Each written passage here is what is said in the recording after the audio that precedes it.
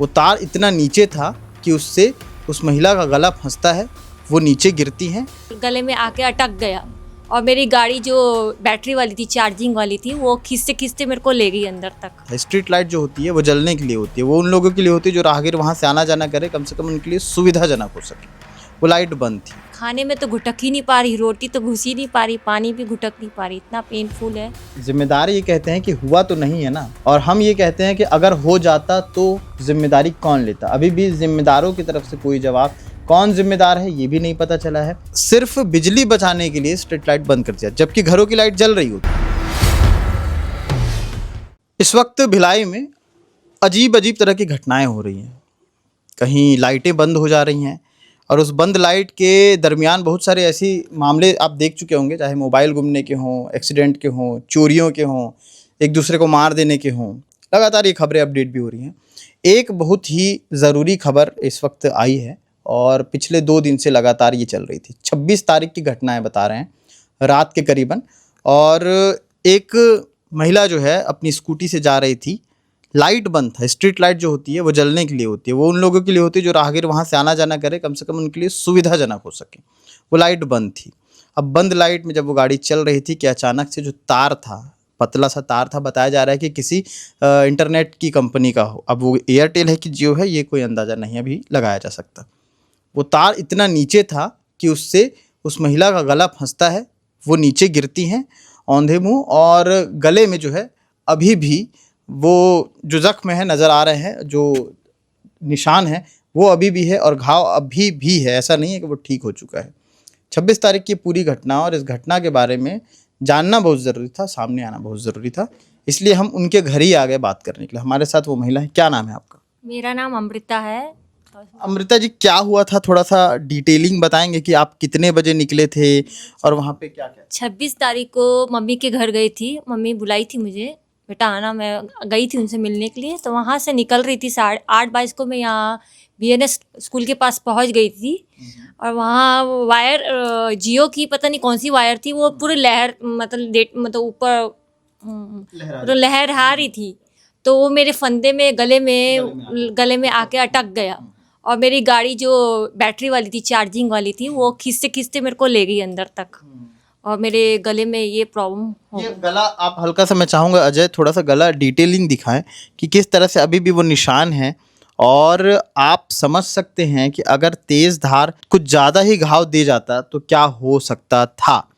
यही सारे सवाल को लेकर के लगातार KP न्यूज़ आपके बीच बहुत सारी खबरें दिखाता है कि जिम्मेदार ये कहते हैं कि हुआ तो नहीं है ना, और हम ये कहते हैं कि अगर हो जाता तो जिम्मेदारी कौन लेता। अभी भी जिम्मेदारों की तरफ से कोई जवाब, कौन जिम्मेदार है ये भी नहीं पता चला है। क्या लग रहा है, आप लोग कंप्लेन करेंगे? जी, मैं आगे तक जाना चाहती हूँ, थाने तक जाना चाहती हूँ। इनको सख्त कार्रवाई करिए। ये आप अभी कैसा लग रहा है, क्योंकि जिस दिन हुआ था उस दिन बहुत लाल था, बता रहे हैं। हाँ, उस टाइम मेरा हल्का पता नहीं चला था। आज मेरे को पता चला, इतना पेन हो रहा है, मैं बात नहीं कर पा रही हूँ किसी से भी। घर में भी सास से बात नहीं कर पाती, अपने पति से बात नहीं कर, अपने मदर से खाने वाने में कैसे बात नहीं कर पा रही। खाने में तो घुटक ही नहीं पा रही, रोटी तो घुस ही नहीं पा रही, पानी भी घुटक नहीं पा रही, इतना पेनफुल है। हैक्ट्रिक के पूरा गला में दर्द, इतना रात को मैं नींद नहीं पूरी हो रही है दर्द के कारण। वो पूरा स्ट्रेच खींच रहा है ना, उसके कारण से पूरा दर्द आ रहा है, और बॉडी पेन हो रहा है उसके कारण से पूरे शरीर में।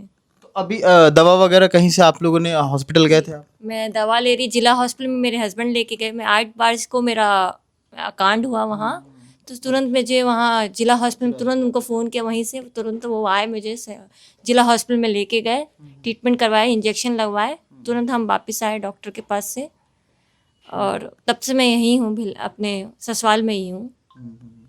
आप मायके गई हुई थी? जी, मायके गई थी। ठीक है। मम्मी बुलाई थी फ़ोन करके जी, तो इन्होंने जिस तरह से बताया कि देखिए, अब ये आप कहेंगे कि छोटी सी खबर है, इस पर ज़्यादा लाग लपेट करने की कोई ज़रूरत नहीं है। आपके लिए छोटी खबर हो सकती है, किसी परिवार के उस परिवारजन के लिए जो कि बहुत ही सारी जिम्मेदारियों को अपने कंधे पे लेके रहता है। अगर उनके साथ इस तरह की चीज़ें होती हैं तो उसकी जवाबदारी कौन लेगा? अगर नहीं भी कोई ऐसा महत्वपूर्ण इंसान है, लेकिन व्यक्ति है, उसके साथ ऐसा होता है तो उसकी जवाबदारी, जिम्मेदारी कौन लेगा?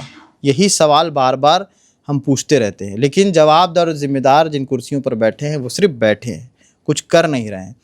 स्ट्रीट लाइट की बात है, जिस तरह से भाई साहब ने बताया कि वहाँ पर सिर्फ बिजली बचाने के लिए स्ट्रीट लाइट बंद कर दिया, जबकि घरों की लाइट जल रही होती हैं। तो आखिर उस स्ट्रीट लाइट का मतलब ही क्या हुआ, जो राह चलने वाले लोगों के लिए ऐसा रोड़ा बन जाए और ऐसी दिक्कतें आ जाए कि उनका ही एक्सीडेंट होने लगे। बहुत सारे ऐसे एक और विजुअल मैं आपको इसमें दिखा रहा हूँ। 2 दिन पहले ही मैंने शूट किया है ये विजुअल, भिलाई 3 से भिलाई की तरफ आते हुए मैंने शूट किया था। पूरी स्ट्रीट लाइट बंद है रात के समय, जब हैवी गाड़ियाँ चलती हैं, बड़ी गाड़ियाँ वहाँ से आना जाना करती हैं, उस दौरान छोटी गाड़ियाँ भी बीच से गुजरती हैं। अब ऐसे में अगर स्ट्रीट लाइट ही नहीं है तो क्या मतलब है उस जगह का? सिर्फ खंबा लगा देने से काम हो जाता है क्या? नहीं। तो इसकी जवाबदारी जिम्मेदारी बिल्कुल निभाएं। कुछ कहना चाहेंगी इस चीज़ के बारे में कि आगे इस तरह से ना हो? आगे से कुछ हो नहीं, मेरे साथ हुआ है तो बाकी किसी और लड़की के साथ नहीं हो जाए, तो किसी के साथ भी नहीं हो जाए, तो इसका सख्त पुलिस थाने में कंप्लेन कीजिए, इसका सख्त दंड दीजिए इनको। तो इनसे बातचीत हुई और लगातार जो है अजय का भी एक वीडियो, जो स्नैक कैचर हैं, लगातार वो समाज सेवा भी करते रहते हैं। उन्होंने हमें ये वीडियो प्रोवाइड कराया था। उन्होंने बताया था कि इस तरह की घटना हुई है, उन्होंने खुद देखा था कि वो तार इस तरफ से हैं और वही हमें यहाँ लेकर के आए। तो कहीं ना कहीं ये चीज़ें जो हैं अब बहुत ज़्यादा आगे बढ़ते जा रही हैं, इस तरह की घटनाएं आगे बढ़ते जा रही हैं। चोरी का मामला अभी अभी सुनने को बहुत मिल रहा है कि लोग गाड़ी रोक करके और मोबाइल चुरा ले रहे हैं, किसी तरह से गाड़ियों से गिरा दे रहे हैं और गिरने के बाद जब मोबाइल हाथ से निकल जाता है तो मोबाइल लेकर के भाग जाते हैं। इस तरह की घटनाओं पर रोकथाम लगाने के लिए दुर्ग पुलिस क्या करेगी, मेरा ये सवाल है। और अगर कोई योजना है तो बिल्कुल आप उसे प्लान करिए और उसे सामने लाइए, उसके सामने रखिए, ताकि वो इम्पैनल हो सके उन तमाम सारी चीज़ों पर, उन तमाम सारी योजनाओं पर। नहीं हो सकता तो आप जो तमाम सामाजिक संगठन, मैं बार बार ये कोट करता हूँ कि जो बीच चौराहे पर पुतला जलाने और नारे लगाने के काम आते हैं, उनके साथ मिल बैठ करके बातचीत करिए। अगर सामाजिक संगठन वो अपने आप को मानते हैं तो इतना दिमाग तो होगा कि वो सलाह मशवरे में भी काम आए और समाज को कैसे बेहतर बना सके उसके लिए भी काम आए। तो ज़्यादा ज़रूरी है। आपको ये खबर बहुत छोटी लगी होगी, लेकिन अगर आपके साथ ये चीज़ बीतती और अगर भयावह हो जाता तो सोचिए आपके साथ और क्या क्या होता और आप क्या सोच रहे होते इस वक्त, और कमेंट करके ज़रूर बताइएगा। शुक्रिया।